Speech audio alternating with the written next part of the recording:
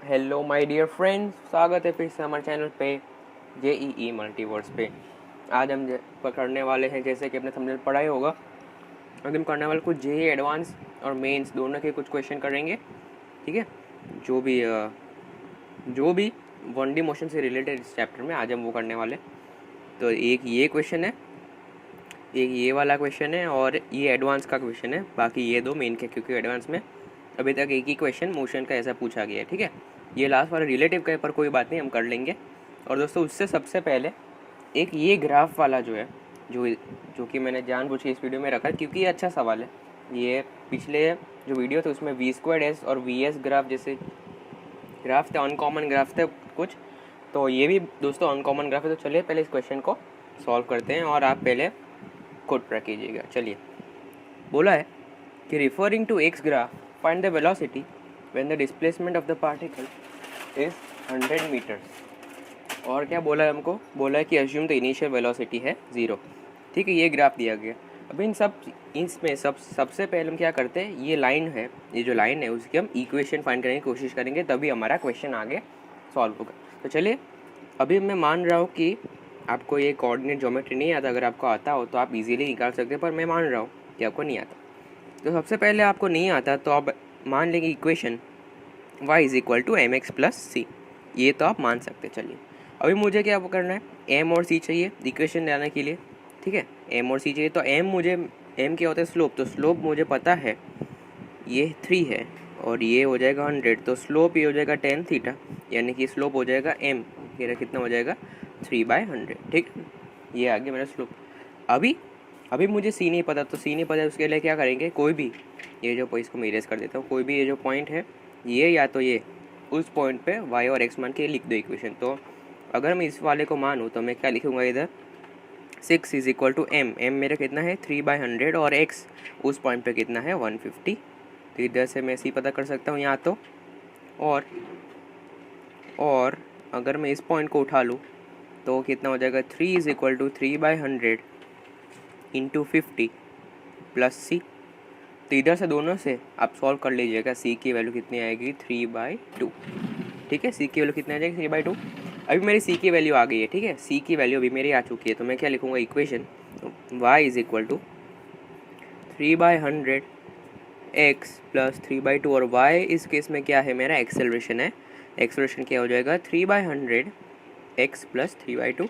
तो अभी दोस्तों सिंपल क्वेश्चन हो गया कि acceleration as a function of x दे रखा है, मुझे फाइंड करना है वेलोसिटी जब x होगा कितना 100, और मेरा अज्यूम करना है कि इनिशियल वेलोसिटी है 0।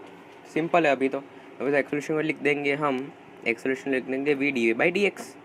अभी dx को अगर मैं उस साइड भेज दूंगा तो मैं डायरेक्ट लिख रहा हूँ इधर,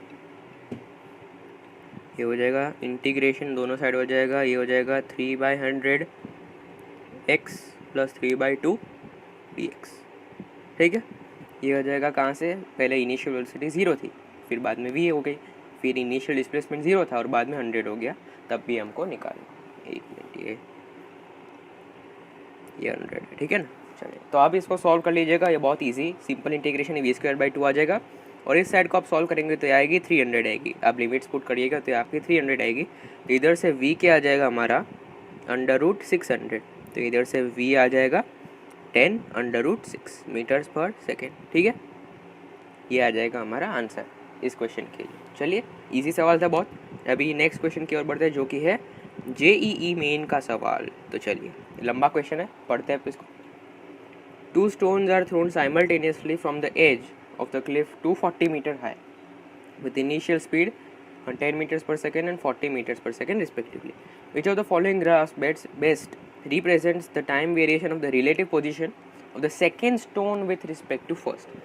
बोला गया कि दोनों स्टोन ऊपर फेंके जा रहे हैं। पहला स्टोन है 10 से फेंका जा रहा है ऊपर, दूसरा स्टोन है 40 से फेंका जा रहा है। ठीक है, अच्छा,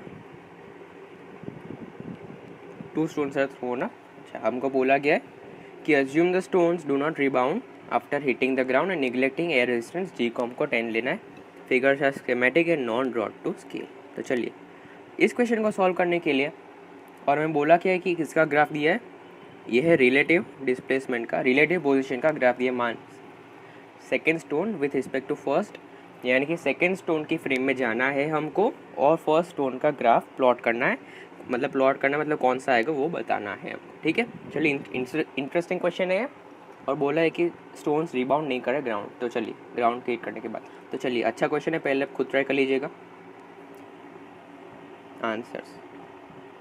अभी ये है एक क्लिफ है 240 मीटर्स हाई, ठीक है। अच्छा तो अभी हमको क्या ध्यान रखना है, एक स्टोन है 10 और एक स्टोन है फेंका गया 40। अभी हमको बोला है कि हमको सेकेंड स्टोन की फ्रेम में जाना है, फर्स्ट स्टोन की फ्रेम में नहीं जाना, क्योंकि हम सेकेंड स्टोन के रिलेटिव ग्राफ प्लॉट करने वाले हैं। तो पहले तो बात ये है कि ये सेकेंड स्टोन है, जो ये सेकेंड स्टोन है वो बहुत ऊपर तक जाएगा, 1 मिनट, वो थोड़ा ज़्यादा ऊपर तक जाएगा क्योंकि उसकी स्पीड ज़्यादा है और तो ग्राउंड पे आएगा, जबकि 10 है वो फटाफट नीचे ग्राउंड पे आ जाए क्योंकि उसकी स्पीड कम है, ठीक है। तो पहली बात क्या होगी कि पहली बात तो हमें ये निकालना पड़ेगा कि ये 10 वाला स्टोन ग्राउंड पे कब हिट करेगा, ठीक है। ये 10 वाला स्टोन ग्राउंड पे कब हिट करेगा, तो पहले हम उसकी इक्वेशन लिख देते हैं कि कितनी आ जाएगी। अगर मैं आपको शॉर्ट ट्रिक बता रहा हूँ एक, कैसे आएगा देखना। ये है 10 से फेंका है हमने और ये ऊपर जाके पैराबोला, ये तो ग्राउंड टू ग्राउंड की तरह हो जाएगा और बाद में फिर से इधर 10 आके नीचे आएगा। तो ये जो टाइम है ऊपर जाने का टाइम है वो कितना होता है, u/g होता है, u/g। तो इस केस में कितना हो जाएगा, 1 सेकेंड हो जाएगा, ठीक है ना। ये कितना हो जाएगा, ऊपर जाने का टाइम 1 सेकेंड और नीचे आने का टाइम भी 1 सेकेंड। पर अब ये नीचे आने का टाइम को नहीं देखेंगे, अभी हम इधर आ जाएंगे। मैं शॉर्ट ट्रिक बता रहा हूँ कैसे टाइम फाइंड करें। तो ऊपर जाने का तो आ गया हमारा कितना, 1 सेकेंड। अभी ये है 240 है और हम मैक्सिमम हाइट निकालेंगे कितना ऊपर गया इससे, तो कितनी आ जाएगी, u²/2g आ जाएगा। तो आ जाएगा 100/20, वो आ जाएगा 5, कितना आ जाएगा 5। तो दोस्तों ये कितना आ जाएगा, 5 मीटर आ जाएगा। तो मैं लिख रहा हूँ इधर, ये ऊपर कितनी हाइट पे है, 245 मीटर्स पे है, उसकी वेलोसिटी 0 है। तो ग्राउंड पे आने का टाइम कितना हो जाएगा उसका आप कैलकुलेट कर लीजिए, क्या आएगा, √2h/g, ठीक। तो अभी हम ये करेंगे √2h/g, तो टाइम कितना आ जाएगा इसका, 2 × 245/10, ये कितना आएगा, 7 सेकेंड्स आ जाएगा, √49 आ जाएगा। तो दोस्तों ये 8 सेकेंड पे पहला स्टोन जो है वो 8 सेकेंड बीट करेगा। अभी दूसरे स्टोन की अगर हम फटाफट निकाल लेते हैं, हो जाएगा ऊपर जाने का टाइम कितना हो जाएगा, u/g, यानी कि ऊपर जाने का टाइम हो जाएगा 4 सेकेंड। 4 सेकेंड आ जाएगा, मैं क्यों निकाल रहा हूँ बाद में पता चल जाएगा आपको। और हाइट है, हाइट कितनी हो जाएगी, u²/2g, यानी कि 1600/20, ये हो जाएगा 80 मीटर्स। तो आ जाएगा 80 मीटर्स इधर से आ जाएगा, ये 80 मीटर्स इधर से, और नीचे तो 240 था ही। तो ये टोटल हाइट कितनी आ गई, टोटल हाइट नीचे आने की वो आ गई है हमारे पास 320। तो फिर से हम टाइम कितना आ जाएगा इसका, √2 × h/g, ये 10 गया तो टाइम आ जाएगा इसका, नीचे आने का टाइम आ जाएगा 8 सेकेंड, ठीक है। तो मतलब टोटल टाइम 40 वाले को कितना लगेगा, 40 वाले को लगेगा 12 सेकेंड, समझ रहे हैं। चलिए 12 सेकेंड को लगेगा। तो पहले हम प्लॉट कर रहे हैं कहाँ से, 8 सेकेंड, क्योंकि 8 सेकेंड में तो ये स्टोन है वो नीचे गिर जाएगा, ठीक है। 8 सेकेंड में स्टोन नीचे गिर जाएगा। और एक चीज़, 8 सेकेंड में 10 वाला स्टोन नीचे गिर जाएगा और 8 सेकेंड में ये 40 वाला स्टोन होगा, ये जो 40 वाला स्टोन होगा वो इधर ही पहुंचा होगा। कैसे पता चला, जब मैं फेंक रहा हूँ इधर 40 से 240 से, तो ये जो टाइम होता है ग्राउंड टू ग्राउंड, मतलब सेम लेवल पे आने का, ठीक है, सेम लेवल पे आने का, और वेलोसिटी 40 होती है, वो कितना होता है, 2u/g, 2u/g होता है, याद है कुछ। तो 2 × 40/g, मतलब हमने निकाल, तो पिछले केस में 4 सेकेंड ऊपर जाएगा और 4 सेकेंड ही नीचे आने में लगाएगा 240 तक। तो ये 8 सेकेंड पे ऐसा सीनरी होगा। पर वो बात की बात है, पहले तो हम 0 से time is equal to 0 to 8 second तक अगर हम देखें तो सेकेंड स्टोन की पहले फ्रेम में चले जाते हैं। अभी मैंने क्यों ये सब बातें कि आपको पता चल जाएगा जल्द ही कि 8 सेकेंड तक क्यों ले रहे हैं, क्योंकि वो नीचे गिर जाएगा, फिर तो उसका कुछ काम नहीं रहेगा, ठीक है।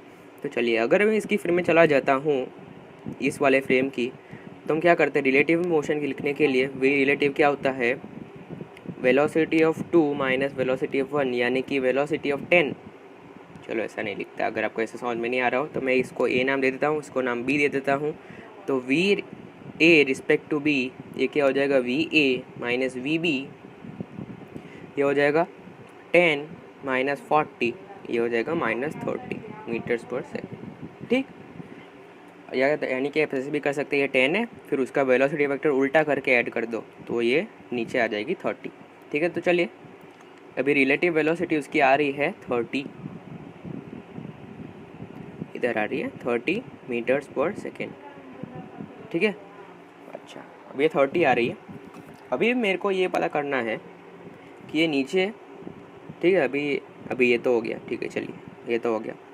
अच्छा अभी 30 मीटर्स पर सेकेंड सबको नीचे फेंक रहे हैं, तो इसका अगर आपको थोड़ा बहुत ग्राफ्स आता हो तो हम इसको इक्वेशन लिखें तो हम क्या लिख सकते हैं अभी ग्राउंड के रिस्पेक्ट में।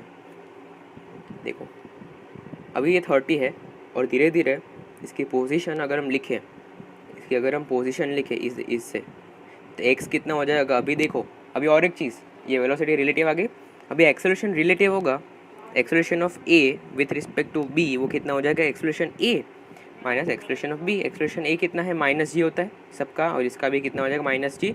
तो दोस्तों ज़ीरो आ गया, ये कितना आ गया, ज़ीरो। यानी कि ये जो पार्टिकल है वो एक्सेलरेट नहीं करेगा, स्ट्रेट लाइन में मूव होगा और एक्सेलरेट नहीं करेगा। इसकी स्पीड हमेशा कांस्टेंट रहेगी, इधर भी 30, इधर भी 30, इधर भी 30। समझ रहे आप इसके इंपॉर्टेंस। तो एक्स कितना आ जाएगा, डायरेक्टली कितना आ जाएगा, 30t।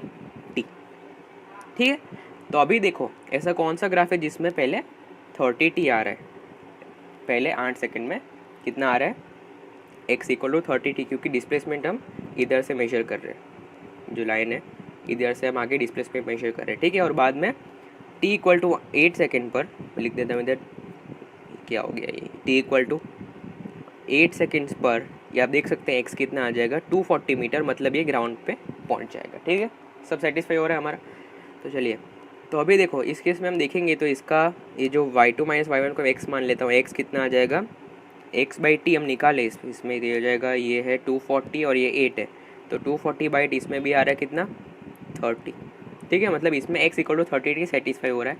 तो इसमें देखें तो ये है 240 और ये है, सॉरी क्या लिख रहा हूँ मैं, ये है 240 और ये है 12, तो इसमें x/t करेंगे तो आएगा 240/12 जो कि आएगा 20, पर हमारा तो x = 30 लेना चाहिए, मतलब यानी कि ये ऑप्शन चला गया, भूल जाओ इस ऑप्शन को। देखो इसमें भी सेटिस्फाई हो रहा है 0 से 8 के लिए, इसमें भी हो रहा है, तो ये 3 ऑप्शन हमारे बच गए, 1, 3 और 4। दूसरा ऑप्शन हमारा ऐसे ही कैंसिल हो गया। ठीक है, चलिए अभी जब ज़मीन पे आ जाएगा, अभी मैं लिख देता हूँ इधर सेकेंड केस, अभी ज़मीन पे आ जाएगा तो क्यों इतना इंपॉर्टेंट है।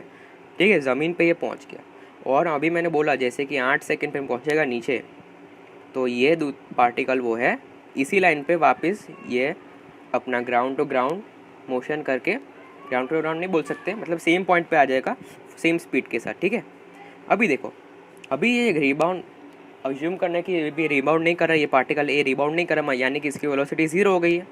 तो यानी कि इसकी वेलोसिटी क्या हो गई, 0 हो गई है, और ये है दोस्तों 240 मीटर्स। ठीक है, यानी कि इसकी वेलोसिटी 0 हो गई। अभी हम अगर हम फ्रेम में जाए VA with respect to B, वो कितना हो जाएगा, VA - VB।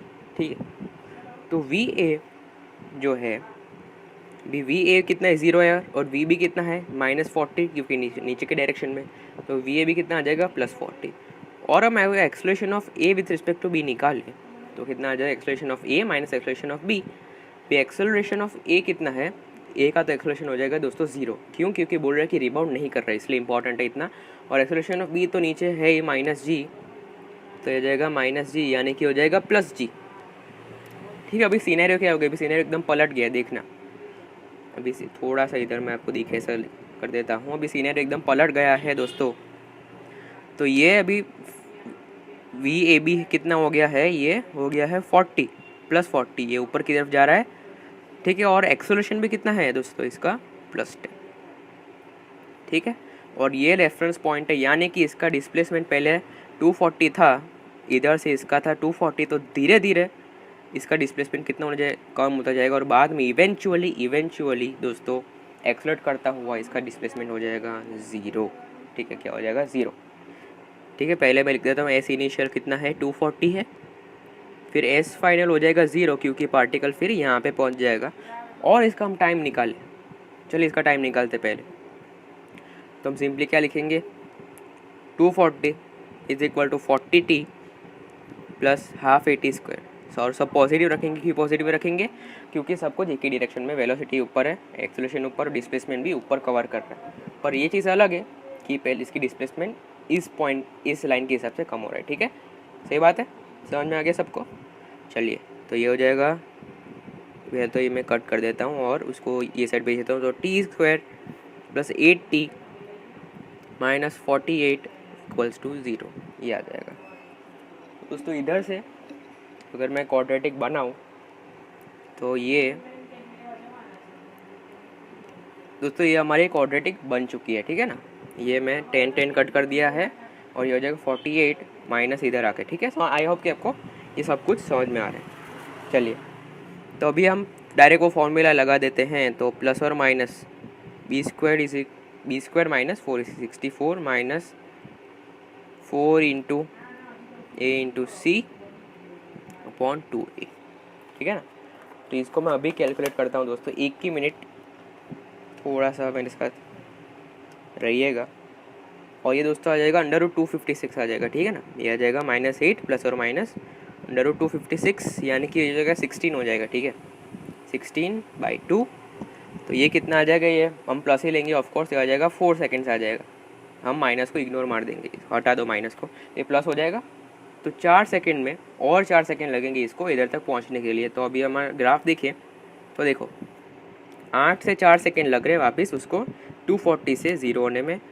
अभी देखो ये स्ट्रेट लाइन है, स्ट्रेट लाइन का क्या मतलब है कि वेलोसिटी कांस्टेंट है, वो बढ़ तो वेलोसिटी बढ़ नहीं रही है। और एक चीज़ हाँ दोस्तों, अभी हम कैसे आइडेंटिफाई करेंगे मैं अभी बताता हूँ आपको। कहाँ गया हमारा ये? अभी पहला 40 थी, अब खुद थोड़ा लॉजिकली सोचो, अगर इसकी वेलोसिटी 40 थी, ठीक है 40 थी, तो धीरे धीरे इसकी वेलोसिटी बढ़ जाएगी, तो इसकी वेलोसिटी ग्रेटर देन 40 हो जाएगी। ठीक है, ठीक है दोस्तों, ग्रेटर देन 40 हो जाएगी इसकी वेलोसिटी यहाँ पे पहुँचते पहुँचते।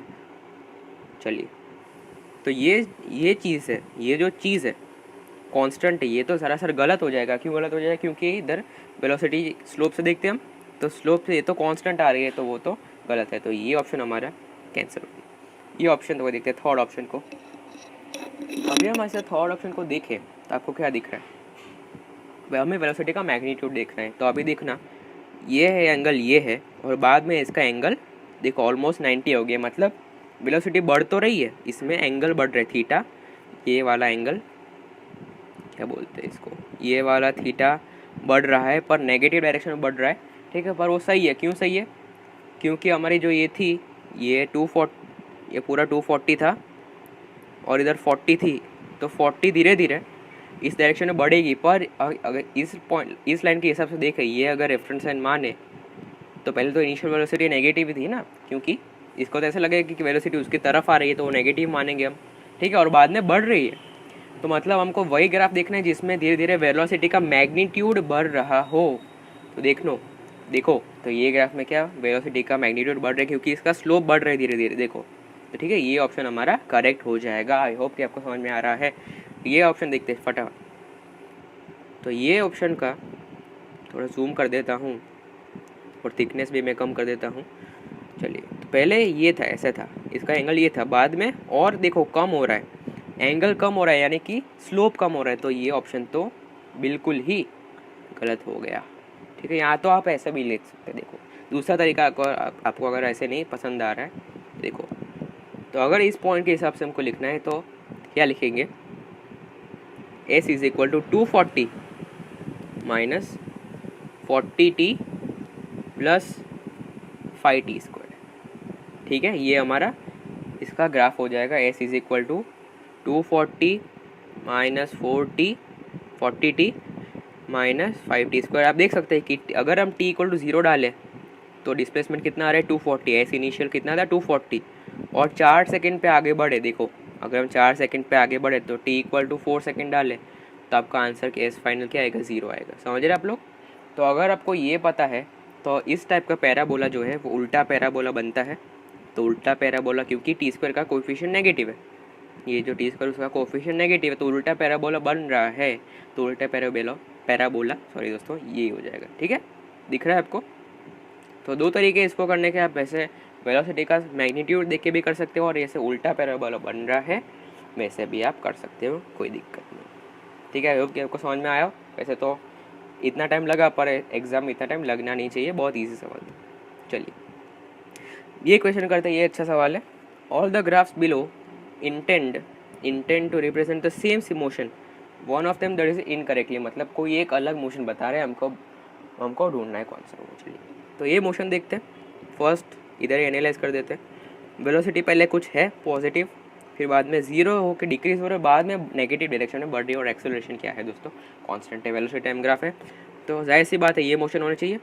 ग्राउंड पे है, बॉल को फेंका ऊपर, धीरे धीरे वेलोसिटी जीरो हो रही है और बाद में नीचे आ रहा है, नेगेटिव डायरेक्शन में वेलोसिटी बढ़ रही है। चलो पहला ग्राफ के लिए मोशन तो ये होगा।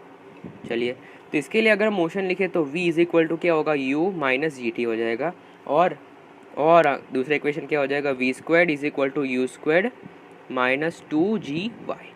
चलिए तो ये मैंने क्यों लिखा ये इक्वेशन दूसरा वाला मैं समझाता हूँ। इसमें है वेलोसिटी और पोजीशन का ग्राफ। तो अगर हम इस क्वेश्चन को देखें तो ये वी स्क्वाड है, तो इसको वाई स्क्वाड मान लेता हूँ क्योंकि वो वाई डायरेक्शन में वाई एक्सिस पे है। यू स्क्वाड कोई कांस्टेंट है तो सी मान लेता हूँ, माइनस 2 इसको भी कोई सी है, 2g सी कोई कांस्टेंट है, इसको मैं मान लेता हूँ के मान लेता हूँ, और ये हो जाए एक्स।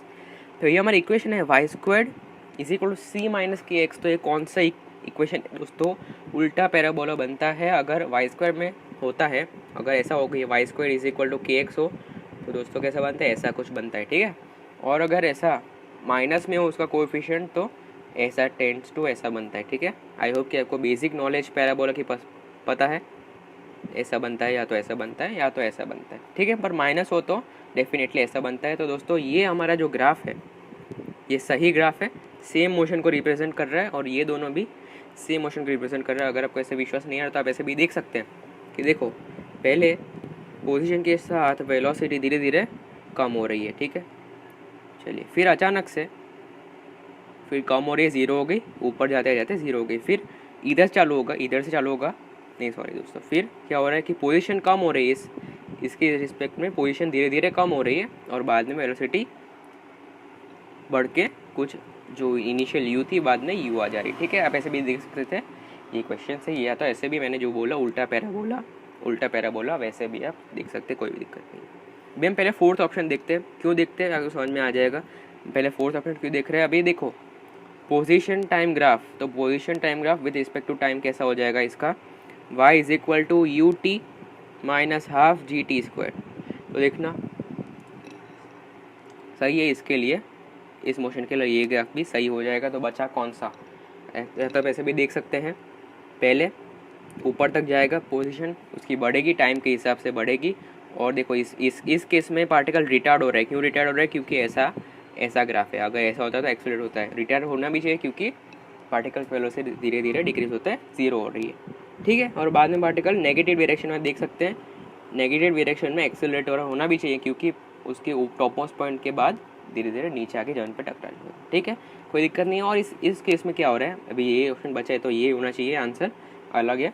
पर ऐसे भी देखे कि पहले देखो इस केस में बोला क्या है कि पहले ये पार्टिकल एक्सीलरेट हो रहा है और बाद में रिटार्ड हो रहा है, पर ऐसे तो होना ही नहीं चाहिए हमारे हिसाब से तो। ठीक है, तो ये क्या हो जाएगा, गलत हो जाएगा। और यह दोस्तों हमारा ये लास्ट क्वेश्चन है, ये जी एडवांस का क्वेश्चन है, बड़ा इजी का क्वेश्चन है, रिलेटिव मोशन का क्वेश्चन है। तो पहले आप खुद ट्राई कर लीजिए, अभी बताने वाला हूँ सॉल्यूशन। चलिए, rocket is moving on a gravity free space, कोई ग्रेविटी नहीं है, with a constant acceleration of 2 meters per second square on along x direction. The length of the chamber inside the rocket is 4 meters. Ball is thrown from the left end of the chamber in the x direction, positive x direction, with a speed of 0.3 meters per second. आप देख सकते हैं।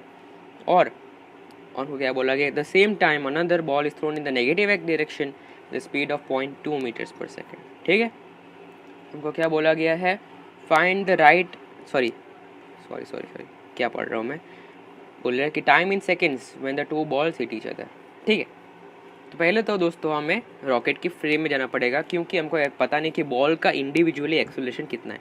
तो अगर हम ये spaceship है ऐसे जा रहे हैं, अगर हम उसकी फ्रेम में चले जाए तो एक्सेलरेशन हम पता है कि ऑब्वियसली एक्सेलरेशन वेक्टर क्या करते हैं, एक्सेलरेशन वेक्टर कुछ भी रिलेटिव जाने तो एक्सेलरेशन वेक्टर उल्टा करते हैं, यानी कि ऑपोजिट करके हम ऐड करते हैं। ठीक है ना, ऐसा था, मान लो वेलोसिटी ऑफ ये 10 थे 40 है, तो रिलेटिव जाना है तो इसका वेलोसिटी वेक्टर उल्टा करके ऐड ही तो करते हैं हम, ठीक है ना। चलिए अगर हम वेलोसिटी वेक्टर उल्टा करें यानी कि इस केस में एक्सेलरेशन वेक्टर ऑपोजिट करें, तो इधर मैं बना देता हूँ डायग्राम फिर से। ये 0.3 मीटर्स पर सेकंड से फेंक रहे हैं हम इसको फेंक रहे हैं 0.2 मीटर्स पर सेकंड। तो दोस्तों अगर एक्सेलरेशन वेक्टर उल्टा करेंगे तो इस डायरेक्शन में आ जाएगा, acceleration is equal to 2 metres पर सेकंड पर, और दूसरा कोई फोर्स नहीं है, तो मतलब इस डायरेक्शन में कांस्टेंट एक एक्सेलरेशन हमेशा होगा ही होगा हॉरिजॉन्टल डायरेक्शन में, आप जैसे कि आप देख सकते हैं, ठीक है। तो इसका मतलब क्या होगा कि ये पार्टिकल ऐसे धीरे धीरे करके ऐसे लौट जाएगा, ठीक है ना, क्योंकि इसकी एक्सेलरेशन ऑपोजिट है, और ये पार्टिकल इधर के जाके टकराएगा। पर दोस्तों इसमें एक अजम्पशन है, क्या अजम्पशन है कि अगर हम देखें 3 मीटर कितना नज़दीक आ रहा है और ये पूरी लेंथ 4 मीटर है, ठीक है ना। हम पहले देख रहे हैं कि कितना मैक्सिमम कितना आगे तक जा सकता है ये, ठीक है। अब ऐसा क्यों कर रहे हैं आपको पता लग जाएगा, देखना। ये जो है वो कितना आगे तक जा सकता है, तो ये मान लो s आगे तक गया मैक्सिमम, जब उसकी वेलोसिटी 0 हो, तो ऐसा लिख सकते हैं हम u²/2 है। सेम केस हो गया मोशन अंडर ग्रेविटी जैसा, तो ये कितना हो जाएगा 0.3²/2 × 2, तो ये कितना हो जाएगा 0.09 और उससे भी डिवीजन बाय 4 करेंगे, ठीक है। 0.09 डिवाइड बाय 4 करेंगे तो कितना आ जाएगा 0.0225 दोस्तों। तो इसका कोई मतलब नहीं है क्योंकि ये पूरा है डब्बा 4 का है, 0.0 मतलब क्या, इधर जाके इधर लौट जाएगा, तो उसका कुछ मतलब नहीं है। तो इसको हम क्या करेंगे, अभी ये मोशन क्या क्वेश्चन में पूछ के आ रहा था कि कब ये मिलेंगे, पर इतना छोटा मूवमेंट कर रहा है कि हम उसको नेग्लेक्ट कर सकते हैं, क्योंकि उतने छोटे मूवमेंट में कुछ 2-3 सेंटीमीटर आगे पीछे हो जाएगा तो कुछ प्रॉब्लम नहीं है, तो ठीक है। तो उसको हम नेग्लेक्ट कर देते हैं और उनको इवेंचुअली हमारा क्वेश्चन क्या बन गया, अभी हमारा इतना छोटा कर रहा है ये, मान लो मैं स्केल में ड्रॉ करूँ थोड़ा सा आपको फील आने के लिए, तो ये है 4 मीटर, ये है कुछ ऐसा लौट जाएगा, ठीक है, और इधर इसको फेंक रहे। तो हमारा क्वेश्चन क्या बन गया कि ये जो बॉल है वो इस एंड तक कब टकराएगा, ठीक है। और उसका टाइम ऑफ फ्लाइट भी देखें, हम टाइम ऑफ फ्लाइट भी देख सकते हैं 2u/g, तो वो कितना हो जाएगा 2 इंटू सॉरी जी नहीं, इसमें एक्सप्रेशन ए है, सॉरी दोस्तों, 2 × 0.3/4, तो ये हो जाएगा 0.6/4, 0.6/4 ये 0.15, मतलब ये 0.15 सेकेंड्स में पूरा लौट जाएगा, मतलब तुरंत ही लौट जाएगा और इधर आ जाएगा, ठीक है। और चूँकि इसको तो बहुत ज़्यादा टाइम लगेगा इधर तक पहुंचने के लिए, ठीक है, वैसे भी कोई मतलब नहीं है। तो जब तक ये आएगा तब तक ये फिर से वापस अपना ये जो है मोशन, ये ऐसा मोशन कंप्लीट करके लौट चुका होगा इस साइड पे, ठीक है। कोई दिक्कत नहीं, बहुत इजी सवाल है ये। चलिए अभी इधर से इसका टाइम फाइंड करना है, तो ये वेलोसिटी कितनी थी 0.2 मीटर्स पर सेकेंड, ठीक है, 0.2 मीटर्स पर सेकेंड थी, और एक्सप्रेशन कितना था इस बाजू 2 मीटर्स पर सेकेंड स्क्वायर्ड। तो बस इसका अभी हम टाइम निकाल देंगे तो कितना आ जाएगा 4 = 0.2t plus half into a into T square, तो ये 2 कैंसिल हो जाएगा। और दोस्तों ये 0.2t बहुत छोटा होगा, इसलिए हम इसको नेग्लेक्ट कर सकते हैं, क्योंकि आगे 0.2 है, तो सिंपली t² = 4 आ गया, तो t दोस्तों कितना आ गया 2 सेकेंड्स, ठीक है। ये अप्रॉक्सीमेशन वाला था, अगर सॉल्व भी कर लेंगे तो आपका है 1.89 1.98 ऐसा कुछ आएगा। पर दोस्तों ये इंटीजर टाइप का मैंने क्वेश्चन उठाया है, न्यूमेरिकल टाइप का, तो आप उसमें अप्रॉक्सीमेट कर सकते हैं बिल्कुल, उसमें इंटीजर में आंसर देना होता है। तो चलिए ये हो गए हमारे आज के 4 क्वेश्चंस जो हमने किए। अगर आपको वीडियो पसंद आया हो तो लाइक करना मत भूलना है, अपने दोस्तों के साथ जितना हो सके उतना शेयर करना, चैनल रिकमेंड करना कि अगर अच्छी लगे तो आपको, और अच्छे लगे तो सब्सक्राइब भी कर देना। चलिए दोस्तों, meet you in the next video.